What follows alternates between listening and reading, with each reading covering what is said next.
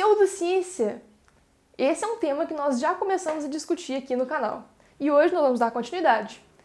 Eu vou discutir aqui com vocês 5 mitos sobre pseudociências e depois, num próximo vídeo, a gente vai falar de mais 5, ou seja, vão ser 10 mitos sobre pseudociências. É esperado que com a popularização da discussão sobre ciência, pseudociência nas redes sociais, que comecem a ser difundidos alguns mitos, ou então pelo menos algumas posições que, a partir de uma análise filosófica um pouco mais profunda, se tornam um pouco mais difíceis de serem sustentadas. Vamos começar aqui hoje com 5 dessas posições. O primeiro mito que a gente vai discutir é o mito de que, para que uma determinada doutrina ou teoria seja pseudocientífica, que é necessário que os seus proponentes, seus defensores, digam explicitamente que ela é uma ciência, que ela se pretende ser uma ciência, né? Provavelmente você já ouviu isso, de que determinada tal teoria nunca se disseram que ela precisava ser uma ciência, que ela era uma ciência, enfim, esse tipo de coisa. E por isso você não pode estar falando que ela é uma pseudociência. Para ser pseudociência, ela tem que se dizer, seus proponentes falar, nós queremos ser ciência, nós somos ciência, mesmo que ela não seja. Existe um experimento mental que a gente pode fazer nesse momento que vai nos ajudar a perceber uma fraqueza desse raciocínio. Vamos imaginar que todos os pseudocientistas descobrissem que, na realidade, o critério que está sendo usado para demarcar a pseudociência é esse, né? O critério é se dizer ciência. E, ok, bastaria que no dia seguinte, a única coisa que eles teriam que mudar seria simplesmente, não vamos mais usar a palavra ciência para descrever o que a gente está fazendo, mas vamos continuar fazendo exatamente as mesmas coisas, acreditando exatamente nas mesmas teorias, sem mudar nem pôr nada. As coisas se mantêm exatamente como elas estão, eles só não usam mais essa palavra. Será que a partir daí a pseudociência teria evaporado do mundo? Não existiria mais pseudociência só porque eles não estão utilizando essa palavra? Não parece ser o caso.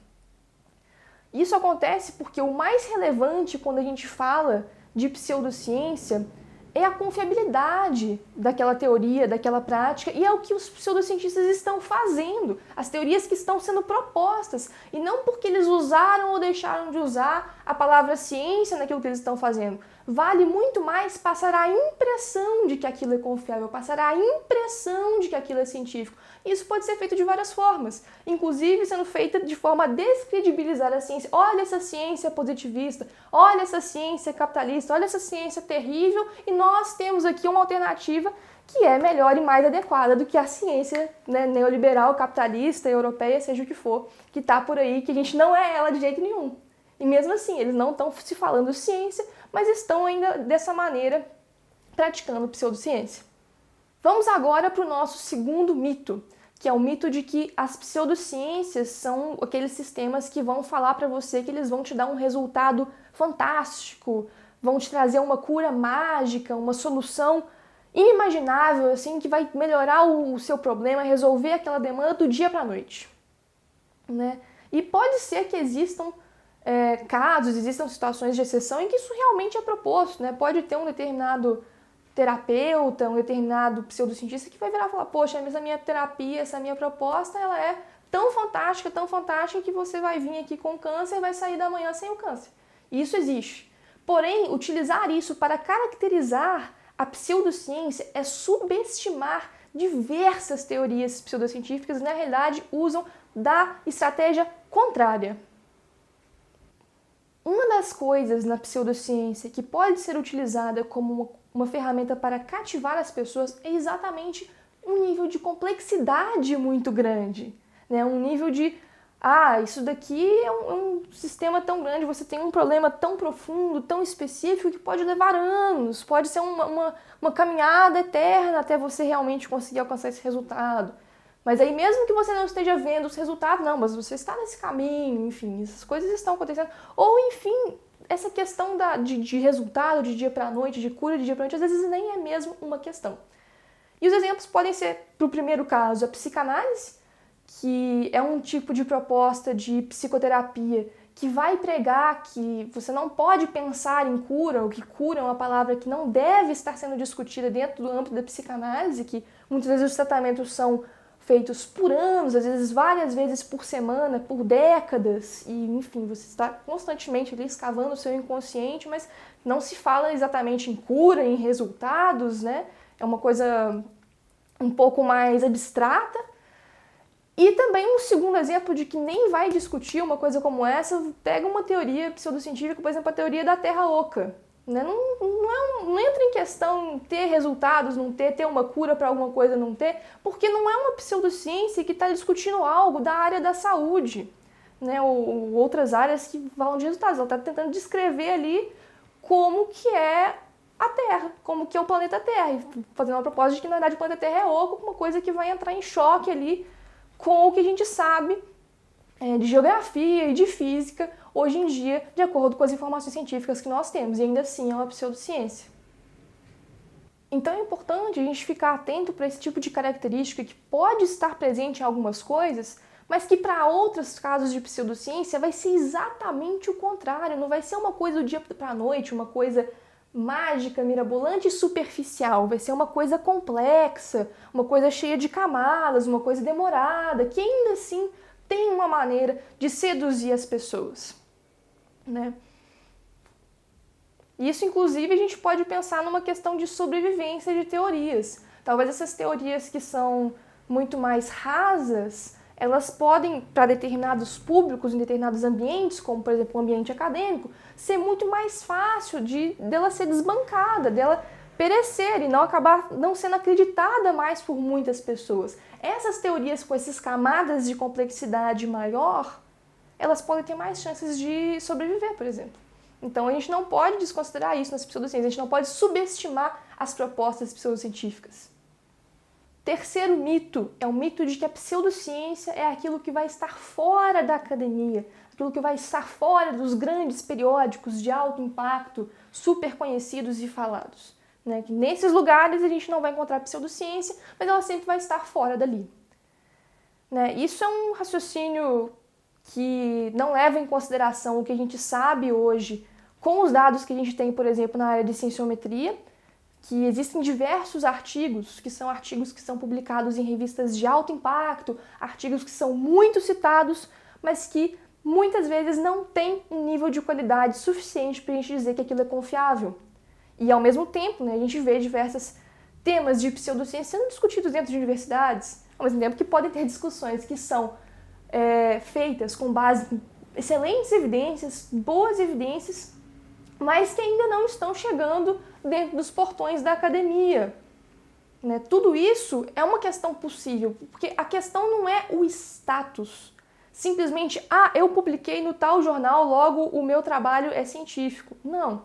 A questão é, aquele trabalho é confiável?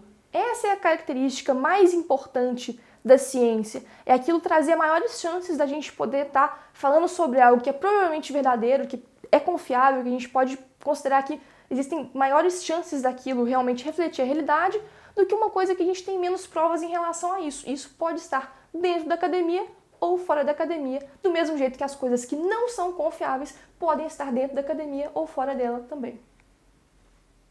O quarto mito é o mito de que as pseudociências elas não mudam ao longo do tempo. Essa ideia vem um pouco da noção de que as pseudociências vão ser sistemas dogmáticos, enfim, tem um certo fundo de verdade em elas terem um dogmatismo, mas afirmar que a partir disso elas não se modificam com o tempo leva a um problema, porque talvez a pseudociência de 1900 seria a pseudociência de 2010 e 2020, e isso não é verdade. As pseudociências, elas podem sim e costumam mudar ao longo do tempo. A questão são os motivos para essa mudança. Né? As pseudociências muitas vezes elas vão mudar não porque os pseudocientistas foram lá e encontraram evidências adequadas para modificar o pensamento que eles estavam tendo antes, mas sim para se adaptar ao meio cultural de uma determinada época. Se a gente for parar para pensar, a cultura muda, né? A cultura muda e a ciência, tanto a ciência quanto a pseudociência, elas estão inseridas dentro de uma cultura. A pseudociência, se ela quiser continuar sobrevivendo, continuar tendo pessoas que acreditam nela, que propagam ela, que pensam que aquilo é verdadeiro, que praticam o que ela propõe, essas pessoas elas precisam ver alguma razoabilidade naquilo. Se a cultura vai se alterando ao longo das décadas e dos milênios, enfim, do tempo, e a pseudociência fica a mesma, é provável que com o tempo as pessoas comecem a abandonar aquilo, né? É necessário que hajam modificações naquele sistema para que ele se adapte àquele meio e ele continue existindo. Então, uma pseudociência que fica completamente estagnada, provavelmente ela vai acabar morrendo ou vai ser cada vez menor, né? Ela vai diminuir cada vez mais.